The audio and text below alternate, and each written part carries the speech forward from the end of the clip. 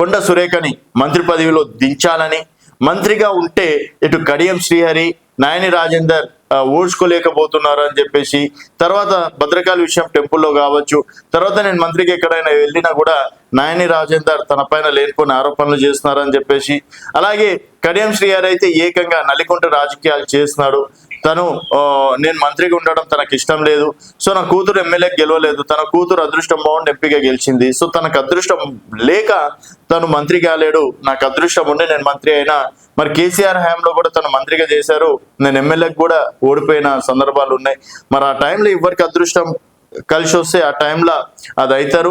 అంతేగాని ఇలా నల్లికుంట్ల రాజకీయం చేయడం ఎంతవరకు కరెక్ట్, నేను మంత్రిగా ఉండడాన్ని కొందరు చూడలేకపోతున్నారు అని చెప్పేసి కూడా నిన్న కడియం శ్రీహరి మీద కావచ్చు, అలాగే శ్రీహరి నల్లికుంట మనిషి, మంత్రిని ఆయన నా ముందు కూర్చోవడానికి కూడా ఆయన నామోషి ఫీల్ అవుతారు అని. ఇప్పుడు కడియం శ్రీహరి సీనియర్ నాయకులు, సో కొండ సురేఖ గారు 2009లో కూడా మంత్రిగా చేశారు. ఆయన చంద్రబాబు హయాం నుంచి కూడా సీనియర్ నాయకుడిగా కొనసాగుతూ, సో మొన్నటి వరకు కేసీఆర్ ముఖ్యమంత్రిగా ఉన్నంత వరకు ఆయన మంత్రిగానే కొనసాగారు.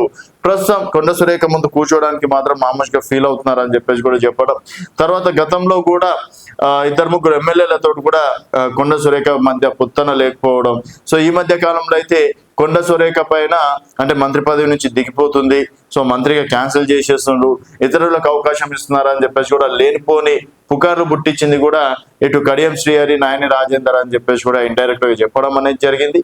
సో మరి దీనిపైన హైకమాండ్ ఏ విధంగా నిర్ణయం తీసుకుంటది, నిజంగా కొండ సురేఖని చూసి ఈర్ష్యపడుతున్నారా, కొండ సురేఖ మంత్రి అయితే వాళ్ళు ఓడ్చుకోలేకపోతున్నారా? సో వరంగల్ రాజకీయాలపైన మీ అభిప్రాయాలు కింద కామెంట్ రూపంలో తెలియజేయండి. చూస్తూనే ఉండండి. కాంగ్రెస్ లో ఎమ్మెల్యేలు మంత్రుల మధ్య విభేదాలు భగ్గుమన్నాయి. సో ఏకంగా 2 ఎమ్మెల్యేలను టార్గెట్ చేసింది మంత్రి. సో మంత్రిని టార్గెట్ చేశారు 2-3 ఎమ్మెల్యేలు. ప్రస్తుతం మాత్రం 2 ఎమ్మెల్యేల పేర్లు బయటకు వచ్చినాయి.